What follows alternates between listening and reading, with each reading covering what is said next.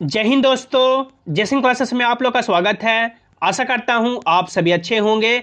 लंबे इंतजार और संघर्ष के बाद ईस्टर्न रेलवे कोलकाता का पार्ट 1 पैनल जारी कर दिया गया, जिसमें टोटल 3,345 कैंडिडेट का नाम देखने को मिला, जिसमें एक serviceman, double CA double A candidate, PWD और यूआर कैंडिडेट जिनका DV यानी कि डॉक्यूमेंट वेरिफिकेशन और मेडिकल हावड़ा में हुआ था, उनका पार्ट 1 पैनल में नाम आया है।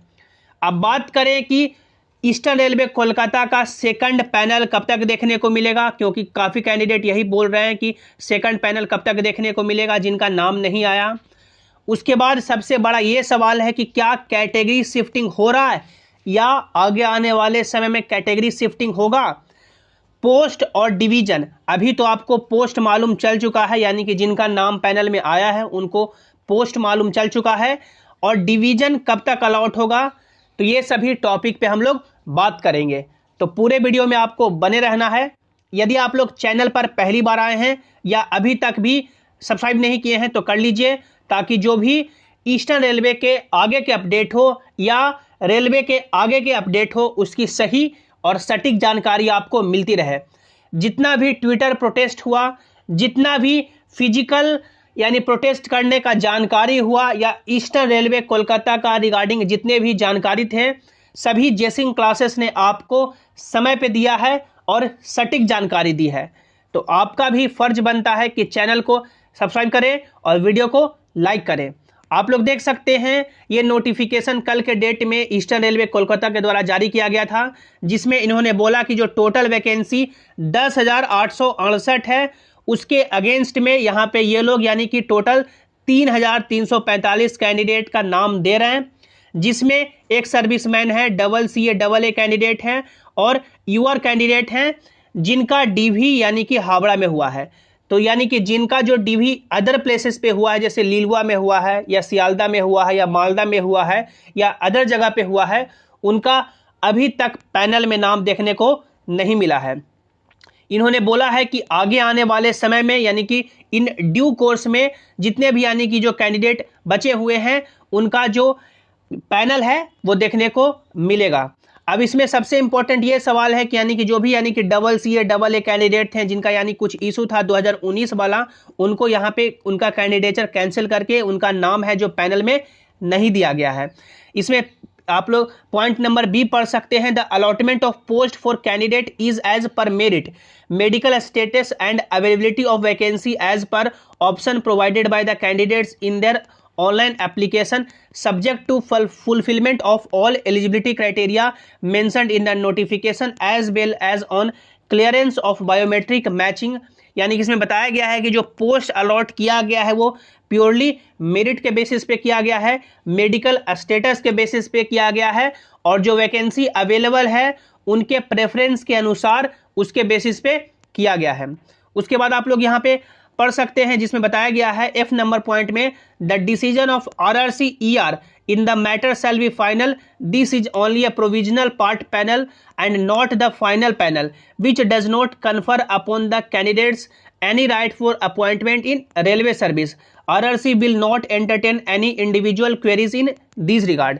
यानी बताया गया है कि जो भी डिसीजन होगा वो ईस्टर्न रेलवे कोलकाता का फाइनल होगा, ये सिर्फ प्रोविजनल पैनल है, इसके रिगार्डिंग पे कोई रेलवे में जॉब क्लेम नहीं कर सकता है या इसके अगेंस्ट कोई आवाज भी नहीं उठा सकता। इसमें बताया गया है कि जैसे कि आप लोगों ने देखा कि बहुत सारे यानी कि पिछले जो भी अदर बोर्ड है जिन्होंने पैनल तो जारी किया, उसके बाद कई सारे कैंडिडेट को पैनल से बाहर किया, अमेंडमेंट किया, यानी कोरिजेंडम लाए, जिसमें यानी कि उन्होंने देखा कि जैसे पोस्ट बदल दिया गया, जैसे किन्हीं को पहले पोस्ट कुछ मिला, बाद में कुछ पोस्ट मिला, कई कैंडिडेट के पैनल में नाम आने के बाद फिर पैनल से हटाया गया। तो ये यानी कि ये सब जो राइट है वो रेलवे बोर्ड के पास होता है यदि कुछ गड़बड़ी हो जाती है तब। जिसमें आप लोग यहाँ पे पढ़ सकते हैं I नंबर पॉइंट में कि while due care has been taken in preparing the part panel RRC eastern railway reserve से, यानी कि सभी राइट ये तो आपको मालूम ही है कि जो भी यानी कि होगा वो आगे ईस्टर्न रेलवे कर सकती है। तो अब बात करें कि सेकंड पैनल आपका कब तक देखने को मिलेगा। सेकंड पैनल आपका कब तक देखने को मिलेगा, तो आप लोगों ने सुना होगा कि जो अगला रोजगार मेला है वो यानी कि मिड मई में या मई के तीसरे सप्ताह में होने वाला है। तो उसमें यानी कि मोस्ट प्रोबेबली चांस है कि ईस्टर्न रेलवे चाहेगी कि पिछला बार ईस्टर्न रेलवे कोलकाता के ग्रुप डी कैंडिडेट ने पार्टिसिपेट नहीं किया था रोजगार मेला में, तो चाहेंगे कि ज़्यादा से ज़्यादा कैंडिडेट यहाँ पे आए। और ये उम्मीद है कि आपका मई के सेकंड वीक तक पार्ट सेकंड पैनल जारी कर दिया जाएगा, जिसमें यानी कि आप लोग मान सकते हैं कि ये जो अभी पार्ट 1 पैनल आया है इससे ज़्यादा ही कैंडिडेट का नाम देखने को मिलेगा। क्योंकि आप लोगों ने सुना होगा कि यानी कि काफ़ी कैंडिडेट इससे पहले जो कॉल कर रहे थे या बहुत सारे कैंडिडेट जो फिजिकली मिलने गए थे उनको यही बताया गया था कि पैनल है जो आपका मई के फर्स्ट वीक तक सिर्फ CA AA कैंडिडेट का आएगा। तो ये पैनल यानी कि इन्होंने अप्रैल में ही जारी कर दिया। अभी यानी कि इनके पास मान सकते हैं पैनल और बच्चों का प्रिपेयर होगा या आगे करेंगे तो जल्द ही आपका पैनल देखने को मिलेगा। तो आप लोग मान सकते हैं कि कुछ ही दिन में मई के सेकंड वीक तक आपका फिर पैनल देखने को मिलेगा, जिसमें अभी जो पैनल जारी किया गया है उससे ज़्यादा ही कैंडिडेट का नाम देखने को मिलेगा। टोटल आप लोग मान के चलें कि टोटल तीन पैनल में सभी कैंडिडेट का ये क्लियर कर देंगे।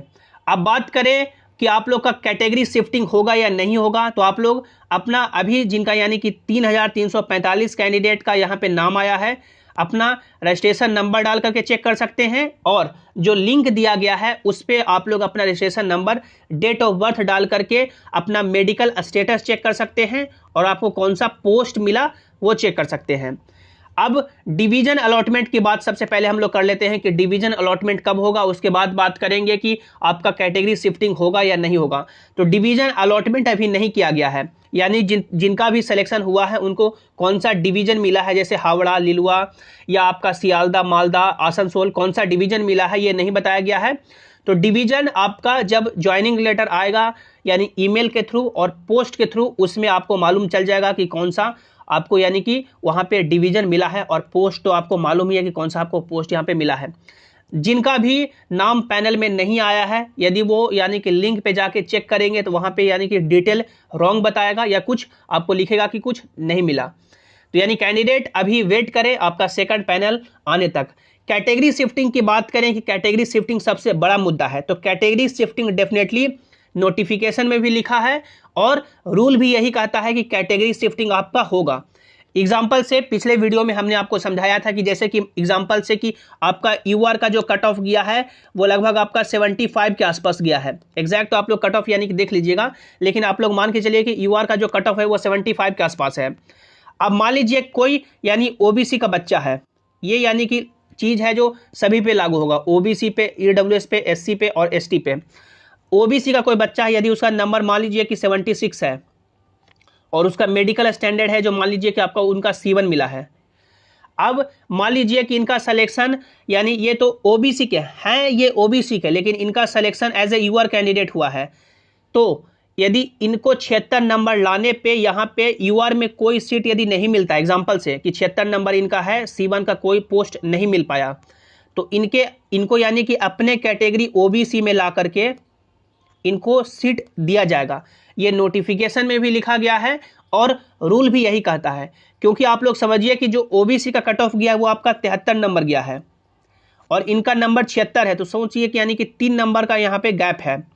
और जिनका मान लीजिए कि ओबीसी में सिलेक्शन हुआ है और यदि कट ऑफ 73 गया है और उनका नंबर यदि मान लीजिए 73.5 है, तो क्या इनको सीट दिया जाए 73.5 वाला को और इनको 76 वाला को नहीं दिया जाए C1, यानी कि दोनों का यदि मेडिकल कैटेगरी C1 ही है, तो ये रूल नहीं कहता है और ये फेयर भी नहीं है। क्योंकि देख सकते हैं 73.5 कहाँ और 76 नंबर कहाँ, यानी एक एक नंबर से, पॉइंट नंबर से सिलेक्शन रुक जाता है।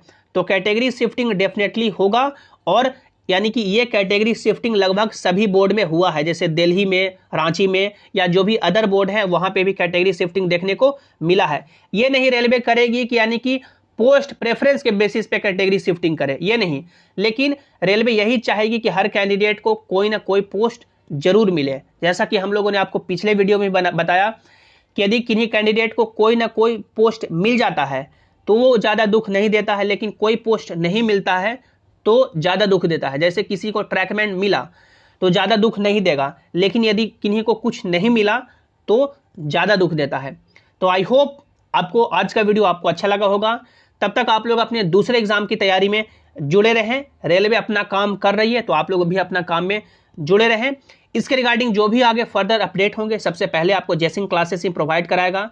तो आप लोग सुनिश्चित हो जाइए कि आप लोगों ने चैनल को सब्सक्राइब कर लिया है, वीडियो को लाइक किया है और अपने दोस्तों के साथ शेयर किया है। सभी इंपॉर्टेंट अपडेट के लिए आप लोग इस टेलीग्राम जयसिंह क्लासेस से जरूर ज्वाइन हो जाएं। आप लोग टेलीग्राम पे जयसिंह क्लासेस सर्च करके जुड़ सकते हैं, या टेलीग्राम का लिंक आपको नीचे डिस्क्रिप्शन में दे दिया गया है। मिलते हैं अगली वीडियो में, तब तक आप लोग हंसते रहिए, मुस्कुराते रहिए, अपना और अपनों का ख्याल रखिए। Thanks for watching, have an awesome day.